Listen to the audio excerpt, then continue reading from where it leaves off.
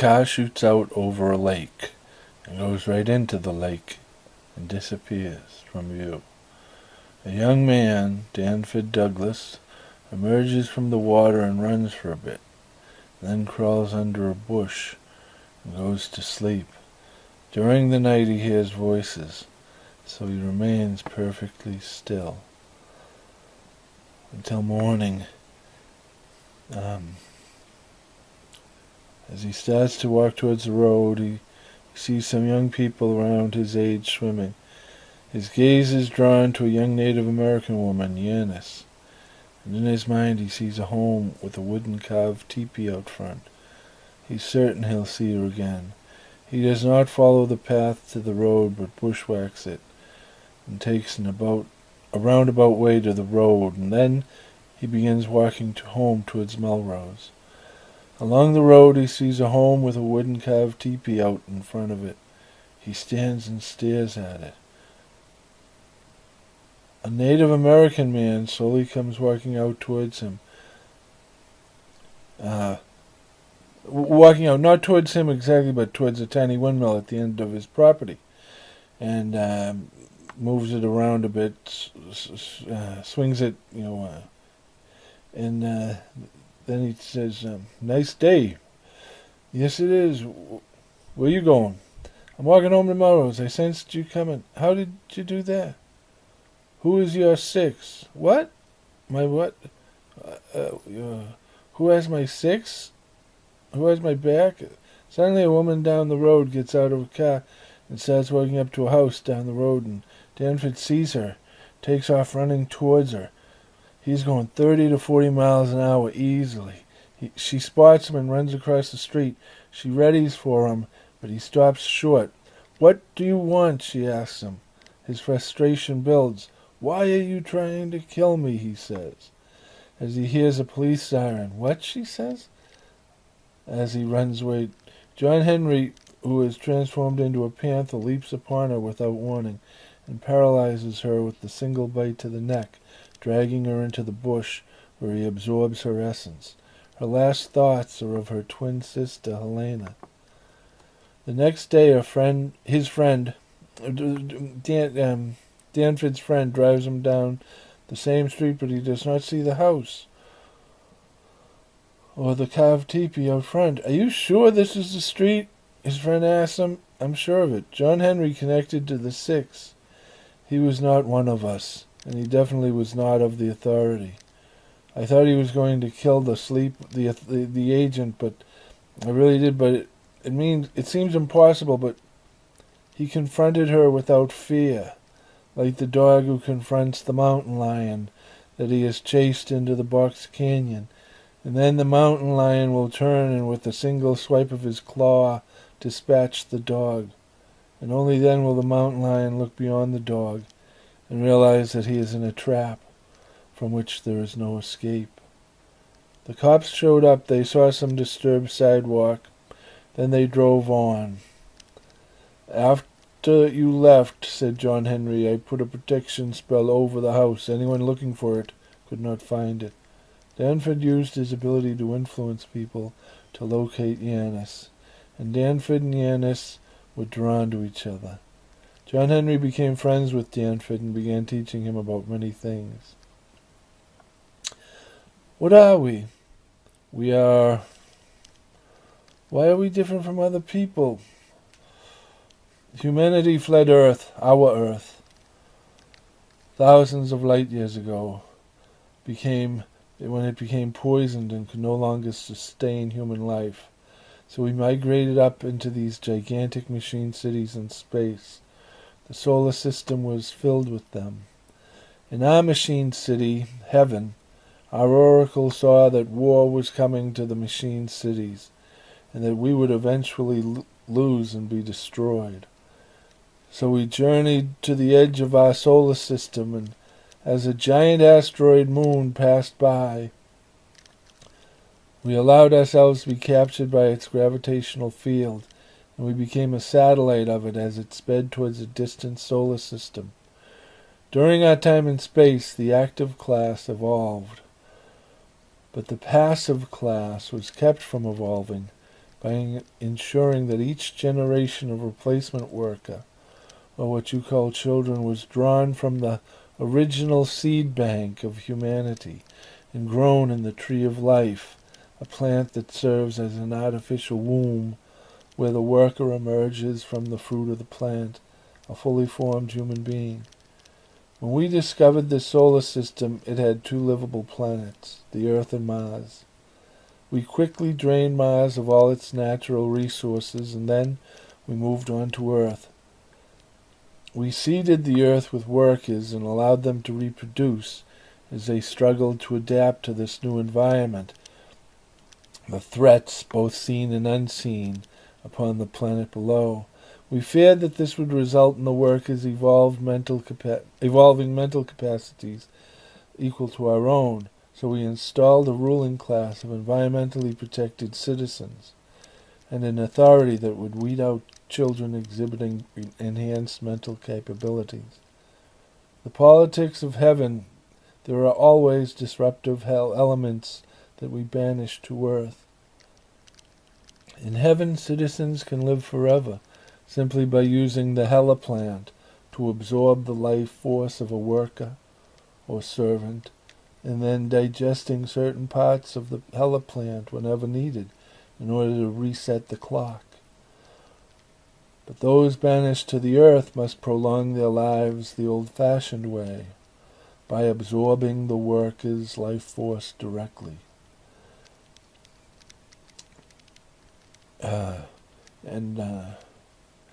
The pleasures left to immortals are few. Each immortal has their own pleasure palace that they stock with workers and servants, and to preserve the worker seed bank and to give the tree of life time to regenerate. The citizens now draw all of their workers and servants from this planet.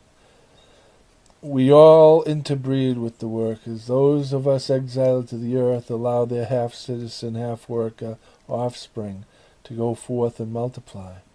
So in each generation of humans on earth, we see more and more of us in everything about you.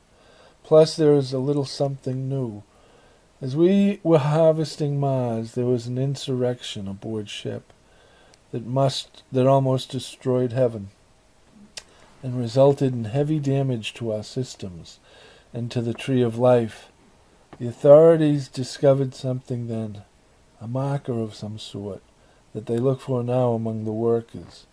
I saw what happened to Mars. In order to end the uprising, the authority was willing to do anything, and I do not wish that to happen here. All of the exiles, we broadcast our intentions. Other citizens get flashes of futurecast. They get hunches of what we're planning, so it is nearly impossible to mount an insurrection against them. I do not believe that you broadcast your intentions. There is no futurecast when I look at you. Otherwise, you would have been identified and cut from the herd long ago. The woman you almost attacked, she was from the authority. She identifies, isolates, and transfers only the most beautiful and exquisite specimens from among the workers, to be sent up to heaven to serve the citizens as either cogs in the machine or as servants in a citizen's pleasure palace. Danford and John Henry were battling 2 agents from the authority. When after the last one was paralyzed, yet before either of them could feed, John Henry, without warning, turned on Danford. The battle was intense. Then Danford used a train to pin John Henry against the side of the platform. "Why, Danford?" John Henry asks. "Why?" "Danford, you are invisible to us.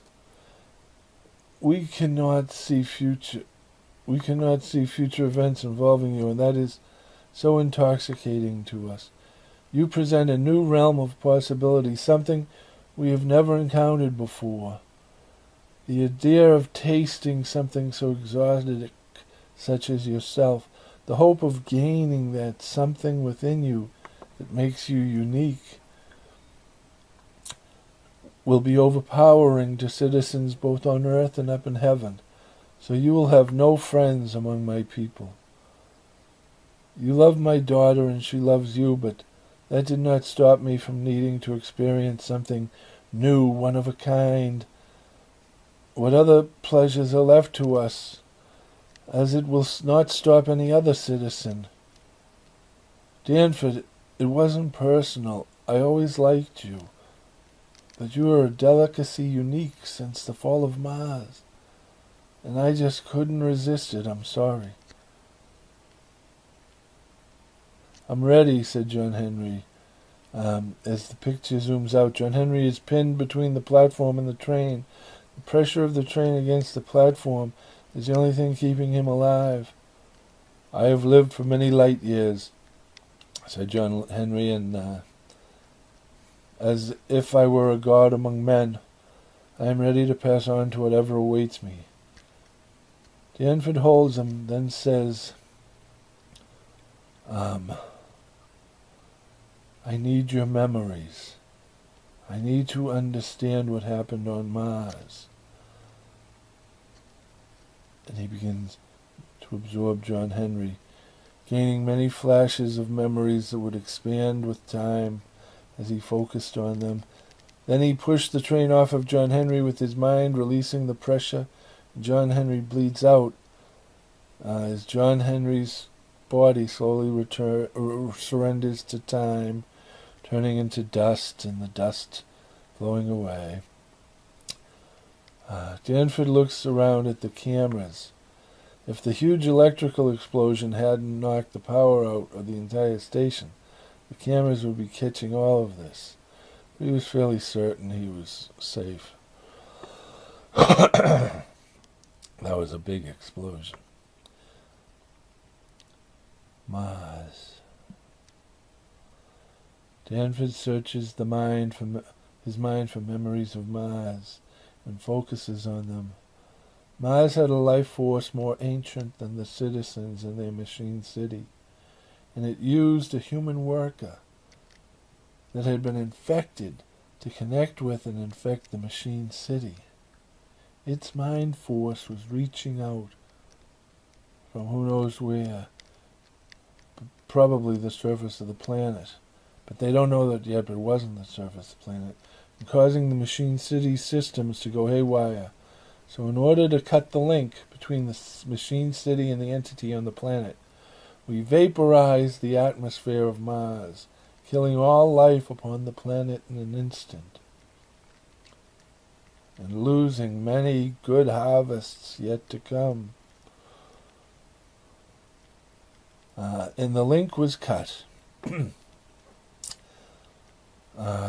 We had our city back, so we found a point of mid-space where all gravitational forces cancel each other out, and we sat there for light years, attempting to heal the machine city. With the tree of life damaged, we allowed the workers who could still breed naturally to breed. We viewed our half-worker, half-citizen children as too much of a potential threat. So we banned them from interbreeding until we relocated to a new Earth where their offspring could be offloaded onto the planet to serve us as agents and ruling class. Oh, that's it. That was short.